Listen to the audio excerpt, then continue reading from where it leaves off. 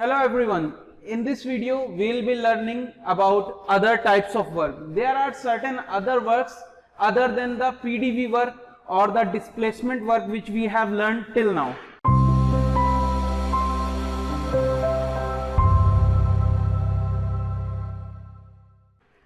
So in this case we will be dealing about different types of works.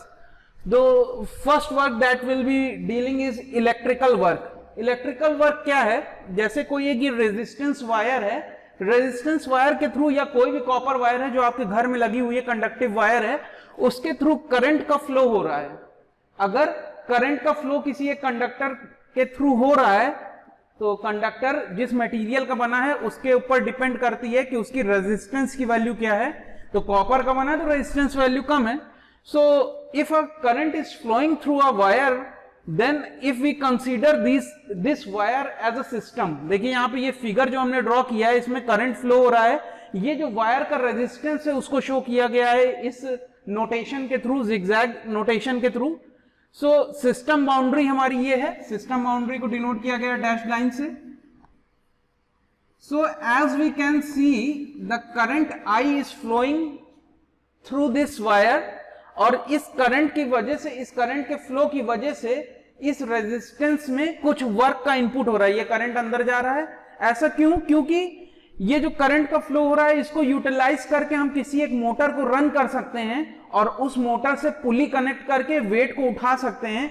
So this signifies that electrical work और electricity which is flowing through a conductor can also be taken as a system. In this case, we have considered a system boundary as the wire carrying current. Current I relation है, इसको आप लोगों ने 10th-12th में पढ़ा हुआ है कि dc अपॉन डी टाउ. यहां पे c जो है चार्ज है कुलाम्स में और टाउ है हमारा टाइम. तो current can be represented as small change in charge when flowing through a some time tau. So इस तरीके से करंट को लिखा जा सकता है. वर्क डन क्या है? Work done is equal to E into DC. E है हमारा पोटेंशियल डिफरेंस. तो किसी भी दो पॉइंट में यहां का पोटेंशियल, जो रेजिस्टेंस है उसकी वजह से कुछ ड्रॉप होगा पोटेंशियल का, तो potential difference is represented by capital E. So work done is equal to potential difference into change in charge. इसी को यहां पे हमने देखिए यहां से ये वाले पहले वाले रिलेशन से, ये जो फर्स्ट रिलेशन है इससे इनपुट करवा लिया है डीसी की वैल्यू, that is E into I into D tau. And then ये जो partial work done D W है उसको इंटीग्रेट कर देंगे फ्रॉम स्टेट 1 टू स्टेट 2.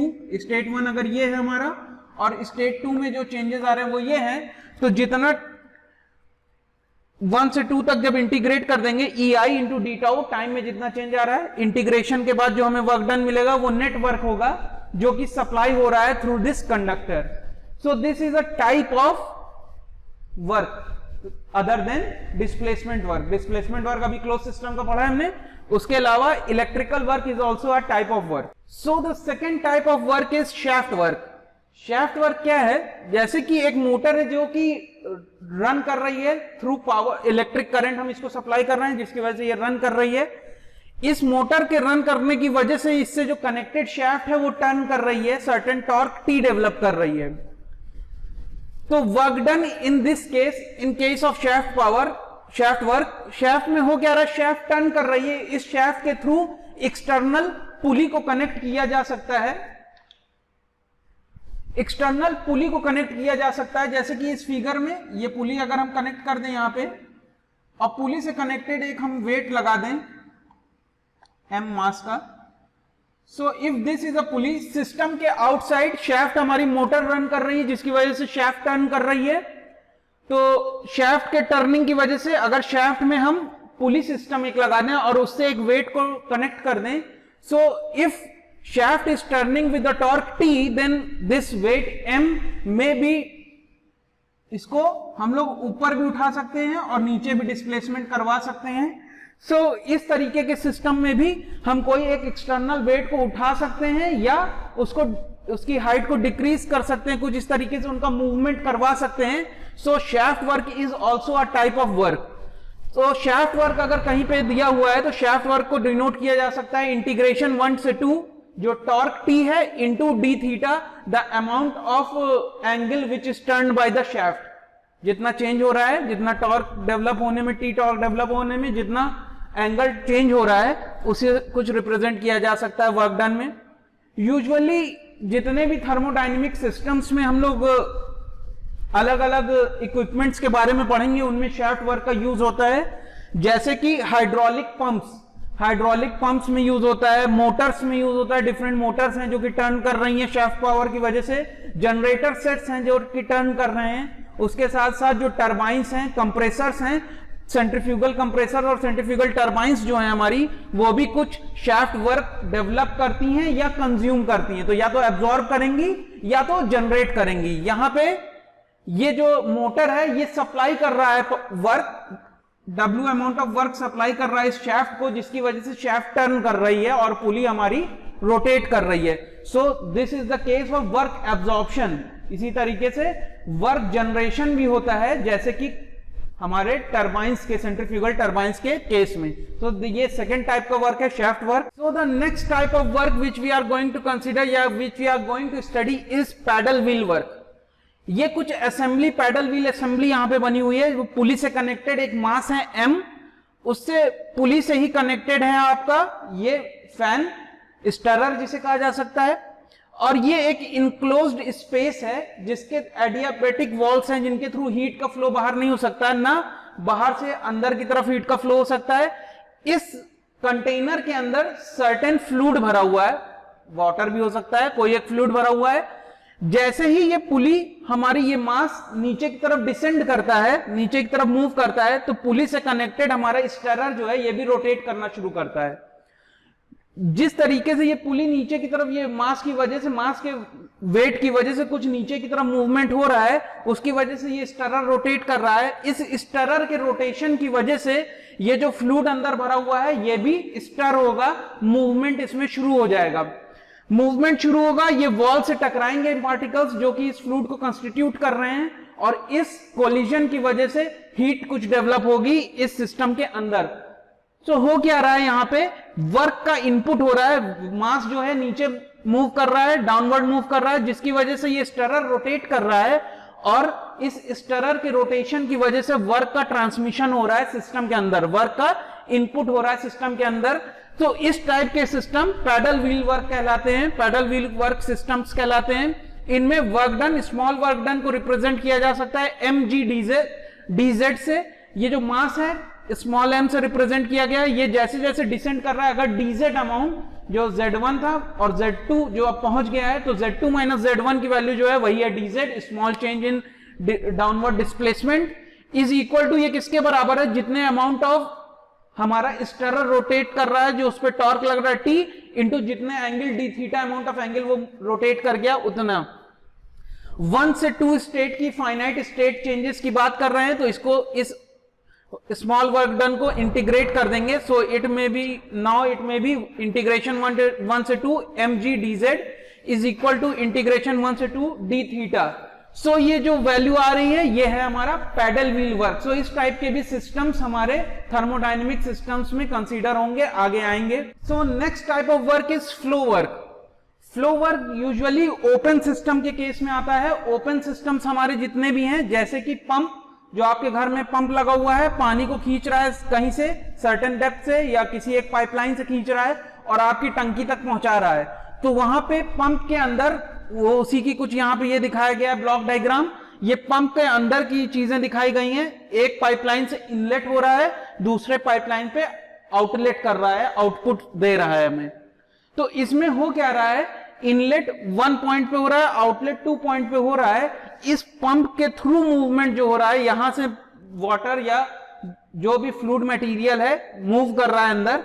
सो इस मूवमेंट के लिए इस फ्लूइड एलिमेंट को अगर हम यहां पे कंसीडर कर लें, स्मॉल एलिमेंट, ये फ्लूइड एलिमेंट कंसीडर कर लिया, स्मॉल फ्लूइड एलिमेंट, तो इस फ्लूइड एलिमेंट को यहां से मूव करते हुए यहां 2 पॉइंट से बाहर निकलने में कुछ वर्क का कंजम्पशन होगा इस मूवमेंट को कर पाने के लिए। इसी वर्क को बोलते हैं फ्लो वर्क। तो मतलब फ्लो को मेंटेन करवाने के लिए जो वर्क दे वो फ्लो वर्क है। तो यूजुअली ये ओपन सिस्टम के केस में आता है। अभी इसकी इन डेप्थ एनालिसिस हम नेक्स्ट यूनिट में पढ़ेंगे कि फ्लो वर्क किस तरीके से होता है। सो इसलिए इसको डेप्थ में यहां पे हम नहीं बता रहे हैं। बस फ्लो वर्क क्या है, फ्लो मेंटेन करने के लिए जितना अमाउंट ऑफ वर्क हमें सप्लाई करना पड़ता है किसी सिस्टम को, that is termed as flow work. Usually ये ओपन सिस्टम के केस में होता है। सो अभी क्लोज सिस्टम एनालिसिस किए, ओपन सिस्टम एनालिसिस अभी हम आगे पढ़ाएंगे, तो वहां पे इन डेप्थ इसकी स्टडी करेंगे कि फ्लो वर्क होता है क्या। सो बिसाइड्स जितनी अभी हम लोगों ने वर्क डन पढ़े, उनके अलावा भी कुछ अलग टाइप्स के वर्क और भी हैं।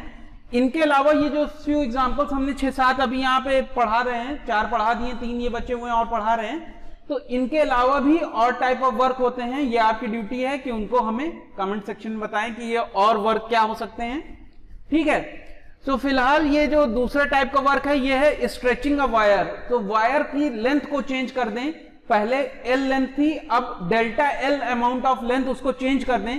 इस वायर की लेंथ को चेंज करने में जितना अमाउंट ऑफ वर्क का सप्लाई करना पड़ रहा है वो work done in stretching a wire है। सो यूजुअली थर्मोडायनेमिक्स से इतना रिलेटेड नहीं, स्ट्रेंथ ऑफ मटेरियल में इसका डेरिवेशन कितना वर्क लगेगा ये आप लोग पढ़ रहे हैं। इसके बाद नेक्स्ट टाइप का वर्क है work done in changing area of a film. So usually जैसे पानी की बूंदें हैं बरसात में नीचे गिर रही हैं, आपने ये गौर किया होगा कि उनका एक स्पेसिफिक शेप होता है, उनका एक स्पेसिफिक शेप होता है, कुछ इस शेप के रहती हैं पानी की बूंदें। इस शेप की इस वजह से रहती हैं क्योंकि सरफेस टेंशन उनके ऊपर एक्ट हो रहा है, ये सरफेस को मिनिमाइज कर देता है। सरफेस जो मिनिमम सरफेस है उसकी तरफ कोई भी बॉडी अप्रोच करती है। तो यूजुअली जो मिनिमम सरफेस एरिया होता है, क्योंकि इस पे यूजुअली स्फीयर होना चाहिए जो मिनिमम सरफेस है, लेकिन क्योंकि इस पे ऊपर से जब बूंदें गिर रही हैं तो इनके ऊपर ग्रेविटी भी एक्ट कर रही है, तो कुछ इस तरीके का शेप मिनिमम हो जाता है, इस तरीके का शेप अटेन कर लेती है एक बूंद। जबकि जमीन पे गिरी रहेगी तो एक सर्कुलर बूंद आपको दिखेगी, ठीक है।